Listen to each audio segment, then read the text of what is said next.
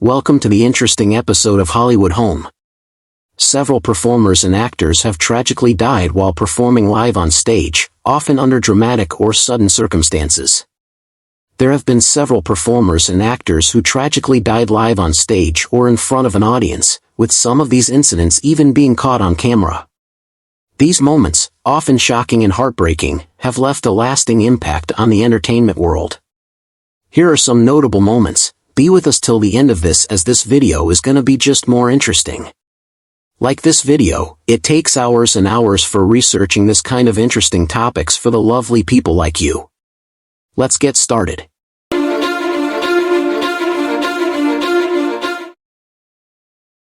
Tommy Cooper. Tommy Cooper, the British comedian and magician, tragically died on stage during a live performance on April 15, 1984. He was performing at Her Majesty's Theatre in London during a variety show called Live from Her Majesty's. While performing his act, Cooper suddenly collapsed on stage. He had been doing a comedic routine where he would pretend to perform magic tricks, often involving slapstick humor. At one point, while attempting a trick, he seemed to lose his balance and fell, but the audience initially thought it was part of the act. However, it quickly became clear that something was wrong. Cooper had suffered a heart attack. He was still on stage, and his collapse was not part of his routine. The audience, still unsure at first, thought it might be part of his comedy act, but the situation was serious. Cooper was rushed to the hospital, but he was pronounced dead shortly afterward. The tragic irony was that his death occurred in the middle of a live performance, and many people in the audience thought it was just another of his comic pratfalls until the reality set in. Tommy Cooper was 63 years old at the time of his death. His passing was a huge shock to the entertainment world, and despite the circumstances, Cooper's legacy as a beloved and unique comic performer continues to live on. Mitsuharu Masawa. Mitsuharu Masawa, a legendary Japanese professional wrestler, tragically died on June 13, 2009, while performing in the ring during a match. Masawa was 46 years old at the time of his death. The incident occurred during a pro wrestling Noah event in Hiroshima, Japan. Masawa was competing in a tag team match alongside his partner, Go Shiozaki, against Naomichi Marufuji and Kento Miyahara. Near the end of the match, Masawa was lifted for a backdrop suplex by his opponent, Kento Miyahara. After being dropped on his back, Masawa collapsed in the ring, and he was unresponsive. Initially, the audience and those in attendance didn't fully comprehend the severity of the situation, as Masawa had previously been known for taking high-risk moves during his career. The ring crew immediately rushed to Masawa's side, and paramedics were called. He was quickly transported to a nearby hospital, but despite efforts to revive him, Masawa was pronounced dead shortly after the incident. The cause of death was later determined to be a cervical spinal cord injury, which had caused a cardiac arrest. Masawa's neck was injured during the backdrop suplex, and it was this injury that ultimately led to his death.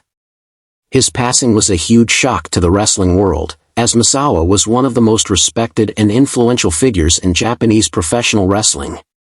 He was known for his hard-hitting style, incredible technical ability, and for helping to shape the landscape of modern pro wrestling in Japan. Masawa had been the founder of Pro Wrestling Noah and was deeply beloved by fans and colleagues alike. Masawa's death highlighted the inherent risks of professional wrestling, especially in Japan, where wrestlers are often known for working very physically demanding, stiff, and high-impact styles. His tragic passing led to increased awareness around wrestler safety and the potential dangers associated with such a physically demanding profession. Steve Irwin. Steve Irwin, the Australian wildlife expert and television personality, tragically died on September 4, 2006, while filming a documentary at the Great Barrier Reef in Australia. He was 44 years old. Irwin, known for his energetic and fearless approach to wildlife conservation, was filming a segment for his documentary Ocean's Deadliest when the fatal accident occurred. He was snorkeling in the shallow waters near the coast of Bat Reef, off the coast of Queensland, Australia, along with his crew. Irwin was swimming over a stingray when the animal, which was about 8 feet wide, suddenly turned and stabbed him in the chest with its barb. The barb pierced his heart, causing massive internal bleeding. According to reports, Irwin had been very close to the stingray when it struck, and the barb punctured his chest near his heart, causing a fatal wound. Irwin's crew immediately tried to help him, and he was rushed back to the boat. He was conscious for a short time after the attack, but he soon lost consciousness. Despite efforts to resuscitate him, Steve Irwin was pronounced dead shortly after the incident, before he could reach the hospital. While Steve Irwin's death was accidental, it was a result of the unpredictable nature of working with wild animals. Stingrays, while generally not aggressive, can defend themselves with their sharp barbs when threatened, and Irwin's proximity to the animal and the way it reacted led to the tragic outcome. Irwin's death was a major shock to the world, especially since he had spent his life working with dangerous and wild animals in an attempt to educate and inspire people about conservation. He is remembered fondly for his passion for wildlife, his enthusiasm, and his impact on conservation efforts worldwide.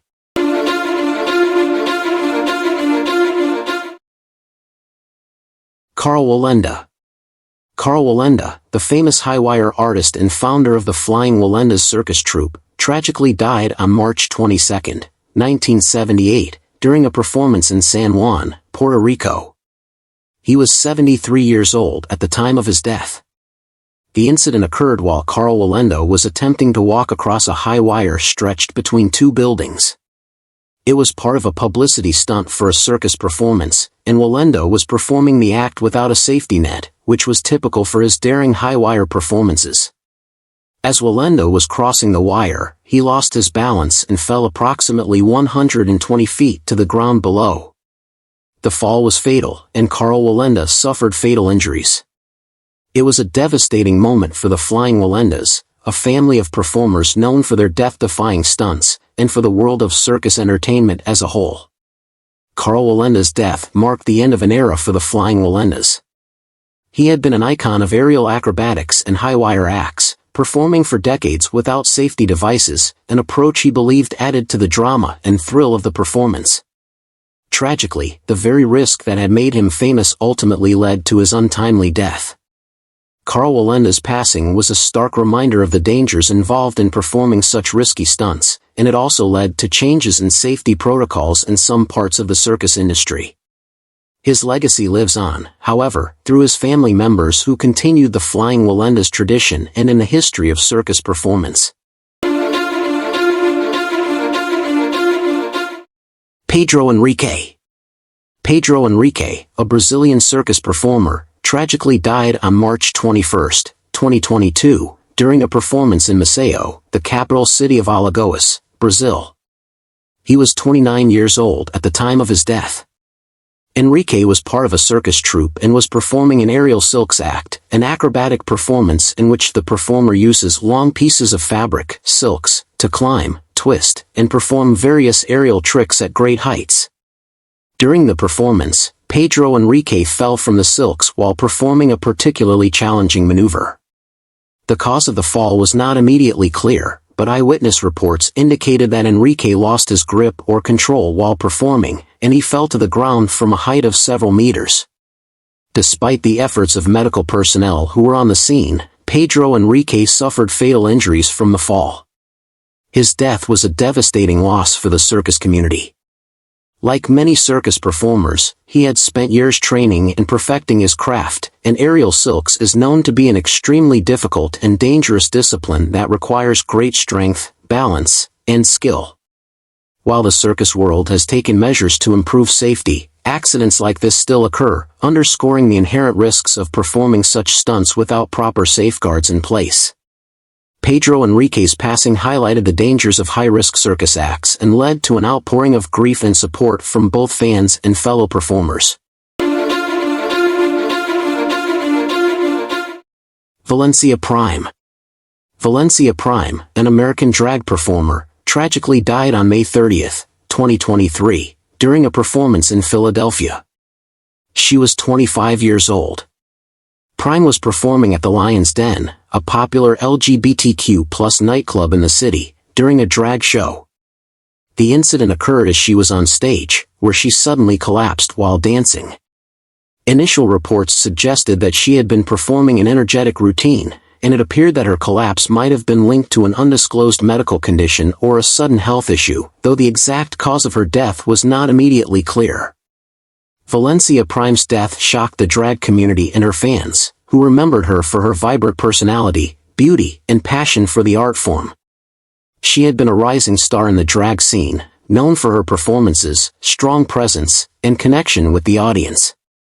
The tragic circumstances surrounding her passing led to speculation about health risks and challenges faced by drag performers, especially with the physical demands of their performances, which can sometimes be taxing. The cause of death was later confirmed as a heart attack, although further details about her specific health situation were not widely disclosed.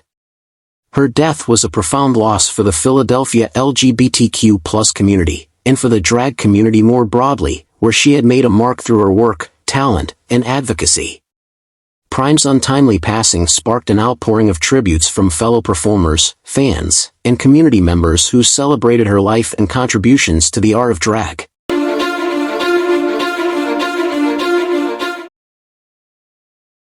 Colonel Bruce Hampton. Colonel Bruce Hampton, a legendary figure in the world of American Southern rock, improvisational music, and a founding member of the Hampton Grease Band, tragically died on May 1, 2017, during a performance in Atlanta, Georgia. He was 70 years old at the time of his death. Hampton was performing at the Fox Theater in Atlanta during his 70th birthday celebration concert. It was a star-studded event, featuring a number of musicians from his long and storied career, including members of the Allman Brothers Band, Widespread Panic, and The Dead. The concert was being held as part of a tribute to his legacy as a pioneering figure in the Southern rock and jam band scenes. At the end of the show, Hampton was performing on stage when he suddenly collapsed. He was in the middle of the encore, a performance of Turn on Your Love Light, when he fell. The crowd initially thought it was part of the performance, as Hampton was known for his eccentric stage antics and unpredictable style.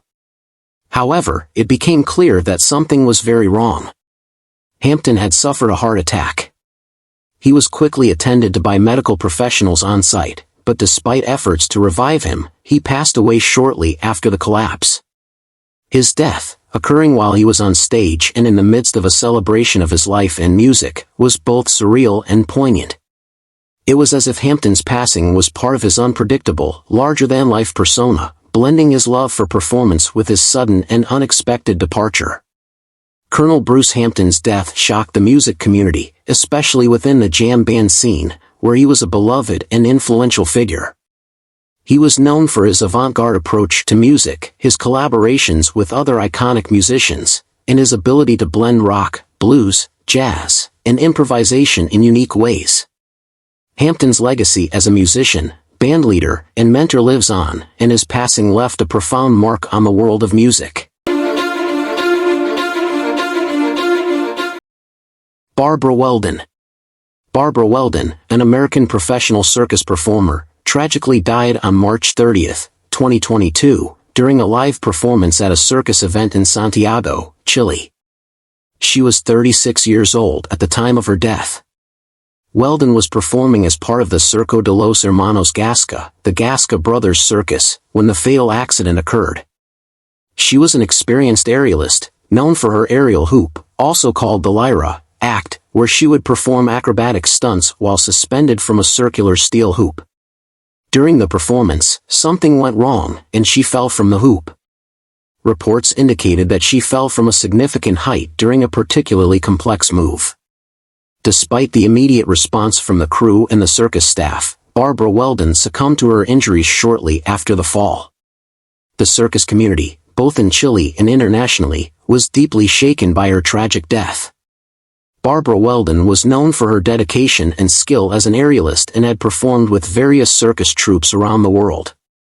Her passing highlighted the inherent dangers involved in aerial arts, especially in live performances where there is often a great degree of physical risk. Welden's death was mourned by her colleagues, fans, and the broader circus community, who remembered her as a talented and passionate performer.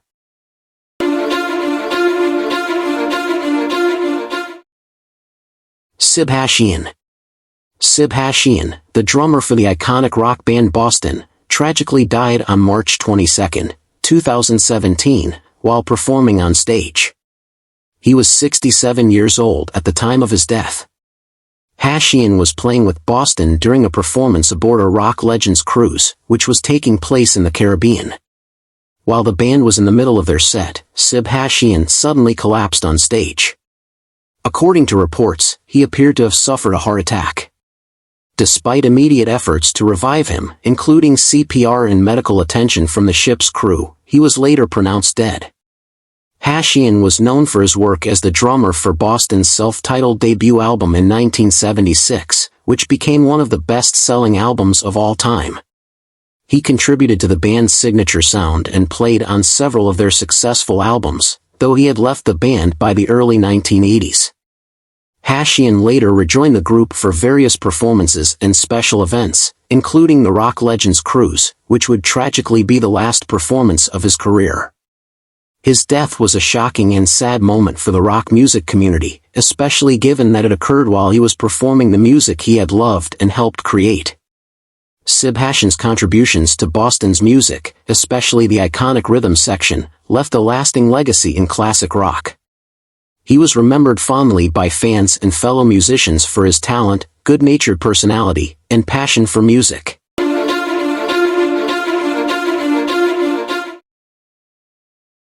Irma Bule. Irma Bule, an Indonesian pop singer and dangdut performer, tragically died on March 6, 2016, during a live performance. She was 29 years old at the time of her death. Irma Bule was performing in the Pamanukan district of West Java, Indonesia, when the fatal incident occurred. During the performance, she was singing and dancing while interacting with a venomous snake, something that was a common part of her act. Bule was known for incorporating snakes into her performances, as many dangdut performers in Indonesia use animals like snakes to add excitement to their shows. However, on this particular night, one of the snakes in her act, a king cobra, bit her on the thigh while she was handling it.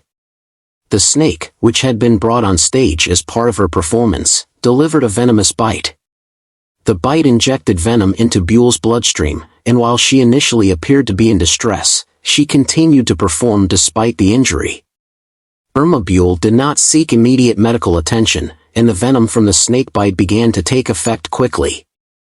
She collapsed on stage shortly afterward. Despite efforts from her crew and the audience to help her, Bule died from the effects of the venom before she could be transported to a hospital. Her death was a tragic reminder of the dangers that performers face when interacting with wild animals, especially venomous species like snakes. While Bule had been experienced in handling snakes as part of her performances, the bite proved to be fatal. Her passing deeply affected the Indonesian entertainment industry and the dangdut music community, and she was mourned by fans for her talent and contributions to the genre. The incident also led to increased discussions about safety measures and performances involving wild animals, particularly venomous snakes, and the risks involved in such acts.